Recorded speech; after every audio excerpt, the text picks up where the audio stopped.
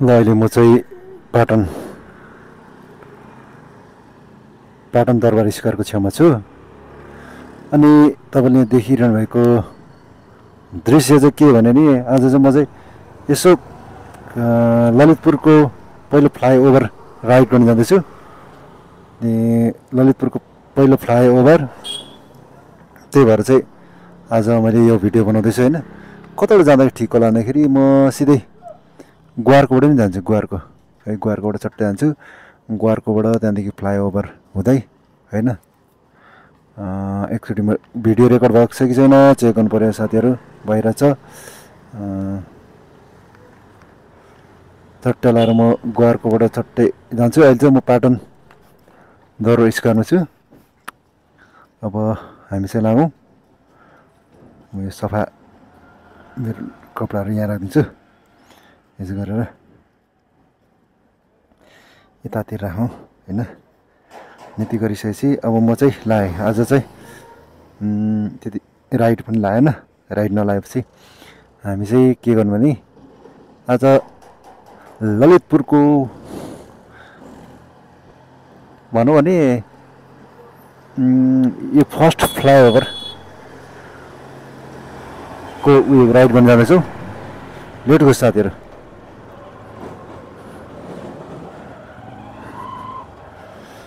अगाडिपट्टि राइडर दाजुहरू भाइ हुनुहुन्छ। आज म चाहिँ नगर्ने भनेर निर्णय गरेँ। अब किनभने अब खाजा खाने बेला पनि भइसक्यो। मान्छेहरू खाजा खानलाई अब यति बेला चाहिँ त्यति चढ्दैन कि मान्छेहरू। एकदम इमर्जेन्सी परेकोहरूमा चाहिँ चढ्छन्। हस्पिटल, त्यसपछि त्यस्तै हस्पिटलहरूमा चाहिँ पाइन्छ अहिले राइड होइन। साथीहरू अब चाहिँ म टक्क आज मैले भनिहालेँ ग्वारको पुग्छु। ग्वारको बाट तपाईँलाई म फ्लाइओभर कस्तो भएछ भनेर देखाउँछु है। अगाडिपट्टि तपाईँले देख्दै हुनुहुन्छ। अब म चाहिँ अगाडिको कुराहरू मात्रै हेर्छु है। जे छ अगाडि भक्तपुर जुजुधल यहाँ पाउँदो रहेछ उयो निलो बोर्डमा। अब चाहिँ यो क्यामेरा लाउँदाखेरि त म त थ्याच्चै भुइँ बसे जस्तो लागिरहेछ यार। अब हेर्नुहोस् है, मेरो चट्टै उयोहरू त्यहाँदेखि होइन मोबाइलको क्यामेराहरू चट्टै लाएर सफा गरेर उयो गरेछु। अब म चाहिँ पाटन सुन्धारा आइपुग्नु है। पाटन सुन्धारालाई कुन ठाउँ भन्छ भने साथीहरू है, यो ठाउँलाई के कुन ठाउँ भन्छ भन्दाखेरि तपाईँहरूको चाहिँ मैले भने नि यो पाटन सुन्धारा हो। यसलाई चाहिँ टक्कै पाटनको सुन्धारा भन्छ। हेरौँ न अब कस्तो भएछ होइन। फर्स्ट राइड है मेरो यो फ्लाइओभरको चाहिँ। ग्वारको ललितपुरको होइन फ्लाइओभरको चाहिँ पहिलो मेरो राइड हो। बिहान चाहिँ जेस रमाइलो हुन्छ राइड गर्नु त्यति। अब चाहिँ सबभन्दा मलाई चाहिँ के रमाइलो लाग्यो भने तपाईँलाई भन्नु खोज्दाखेरि ग्वारको जाम यो पाटन सुन्धारा छ नि। अहिले म जुन अहिले राइड गरिरहेको, यो राइड गरेको ठाउँदेखि उता इमाडोल त्यो पुल छ कि पुल, तपाईँको त्यो पुलसम्ममा नै पुरा उयो हुन्थ्यो, जाम हुन्थ्यो। त्यो जाम हुने भएको कारणले गर्दाखेरि चाहिँ एकदमै गाह्रो हुन्थ्यो। अहिले चाहिँ जाम छैन भनेर यो भन्न सकिन्छ कि सक्दैन हेरौँ। म आज तपाईँलाई त्यो पनि देखाउँछु कतिको जाम छ।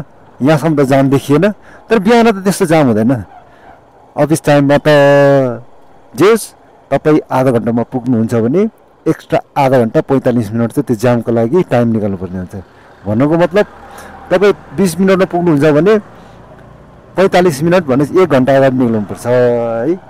तपाईँ 1 घन्टामा अगाडि पुग्नुहुन्छ भने 2 घन्टा अगाडि, 2 घन्टा लगभग साँच्चै 2 घन्टा अगाडि निक्ल्नु पर्ने हुन्थ्यो त्यो जामले गर्दाखेरि। अनि मात्र तपाईँ टाइममा पुग्नुहुन्थ्यो। अनि ल यहाँदेखि त एकदमै पुरा के तपाईँको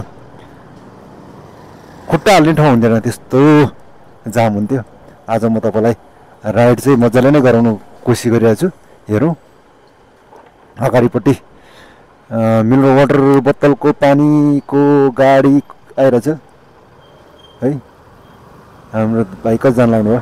यो भाइ पनि पुरा ब्लगिङ गरिरहेको छ है। मेरो विचारमा फ्लाइओभरको भ्लगिङ गरेर आइसक्नु भयो जस्तो छ। हेर्नुहोस् है, अब यहाँनिर त्यहाँ चाहिँ ट्राफिक लाइट राखेको छ है। म आज चाहिँ कस्तो बालकुमारीबाट चाहिँ स्लाइड लेक गरेर उहाँ हेलो किन भन्नु हो हेलो भन्नु थियो।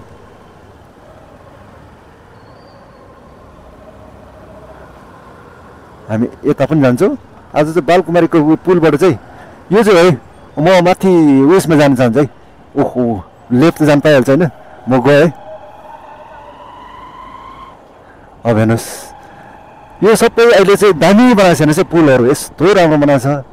अनि जे छ अब साथीहरू यो त सुरुवात मात्र हो, अब अझै होइन माथि हामी राइडमा जानु त बाँकी नै छ।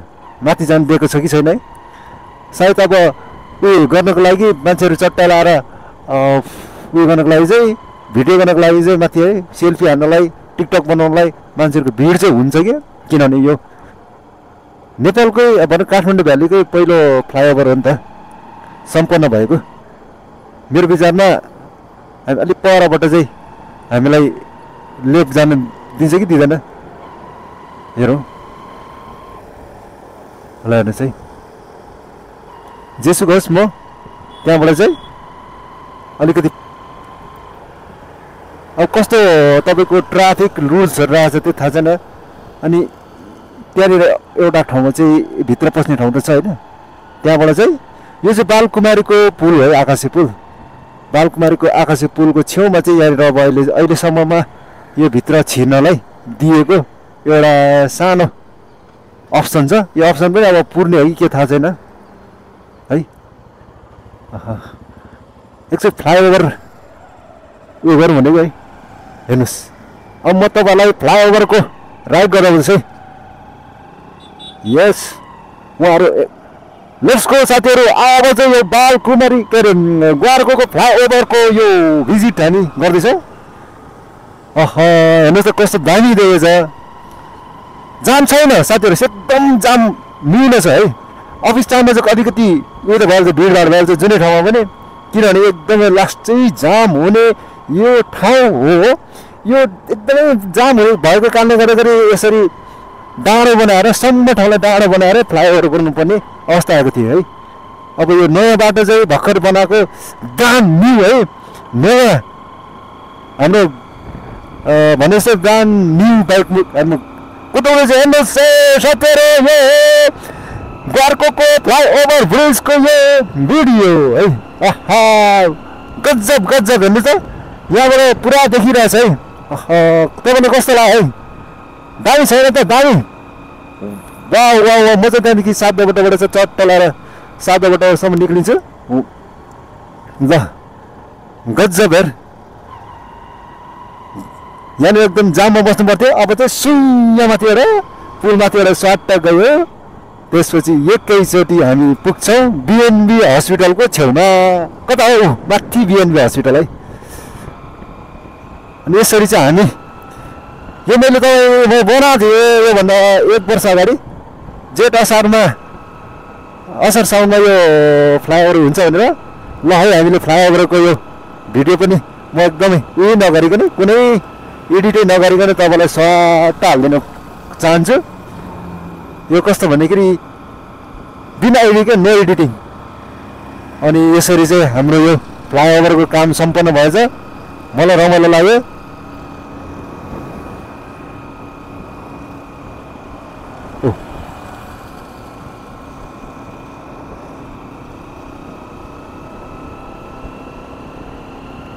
हामी चाहिँ 7 बाटोमा कतिको जाम हुन्छ अरे, तर बिहानको अहिले बिहान भएको कारणले गर्दा जाम त नहुने हो होइन उहाँहरू। अनि म पनि तर म 7 बाटै जान्छु। यहाँबाट पनि सर्टै काट्नु मिल्दो रहेछ, तर म नकाट्दिनँ। यहाँ हेर्नुहोस् है 7 बाटोमा अब जाम सुरु भयो है। ल साथी आज चाहिँ मैले पुरै राइडिङ हापेर तपाईँलाई ग्वारकोको फ्लाइओभर ब्रिज देखाउन पाएँ है। अब हेरौँ यहाँबाट चाहिँ हामी एकैछिन ट्राफिक लाइट छ ओ है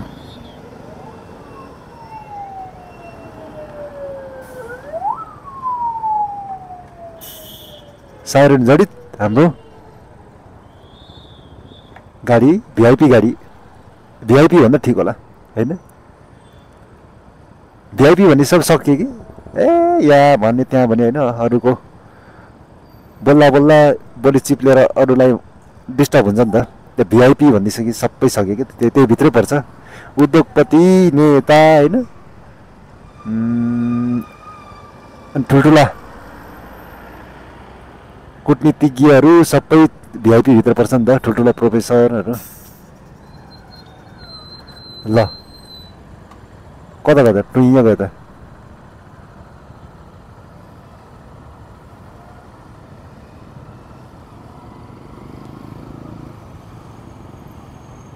हामीलाई जान दिएन क्या हो यताबाट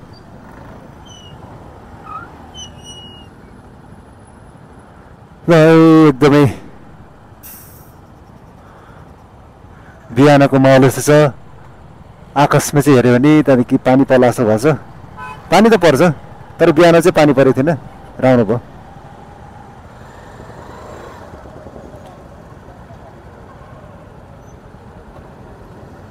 बिहान हामी जाममा परेको छौँ होइन अब हेरौँ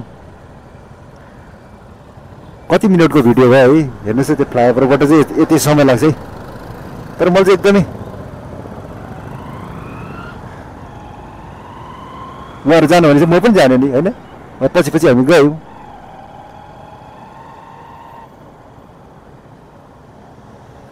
भाइ हामी अब यो लगनखेल मार्ग सातोबाट लगनखेल मार्ग हुन्छ है लगनखेल वेमा हामी छिर्यौँ अनि त्यसपछि चाहिँ हजुरहरूलाई सिधै आज चाहिँ त्यहाँनिर तेल हालिरहेको छ भने तेल पनि हाल्नुपर्ने हुन्छ मेन चाहिँ मेरो उद्देश्य भनेको आज तेल हाल्ने हो कि तेल त हाल्नुपर्ने हुन्छ तेल कम भएर पनि आज मैले राइड नगरेको रिजर्भ पनि लास्टै रिजर्भमा आइसक्यो कि मेरो त्यही भएर लास्टै रिजर्भमा आएको कारणले गर्दाखेरि चाहिँ म चाहिँ त्यहाँनिर पेट्रोल पम्प खुलेको छ भने तेल हाल्छु मेरो विचारमा तेल यति बेला पेट्रोल पम्प खुलिसक्यो होला है साथीहरू पेट्रोल पम्प खोलिएको भएको कारणले गर्दाखेरि यहाँ धेरै भइसक्यो मैले भ्लग नबनाएको अनि बोल्दा पनि ल्याट्याङ ट्याट्याङ लटपट्टि नै पो हुँदो रहेछ अलिअलि है हेरौँ पछाडिपट्टि गाडी आएर छ है इभी गाडी यति इभी गाडीहरू बढेछ नि अहिले इभी गाडीको क्रेजै बढिसक्यो क्या यहाँ हेर्नुहोस् यहाँ गाडीको इभी हो टी भनेपछि के हो अब धेरै कम्पनीहरूले चाहिँ इभी गाडीहरू बनाउन थालेछ नि त यस यस यस ओपन नै यहाँबाट हामी चट्टा लाएर तेल हाल्छौँ तेल हालेर चाहिँ के गर्छौँ ल आजको भ्लग चाहिँ यति नै गरौँ साथीहरू है अर्को भ्लगसँग लागि बिदा दिनुहोस् टिल देन नमस्कार बाइ बाइ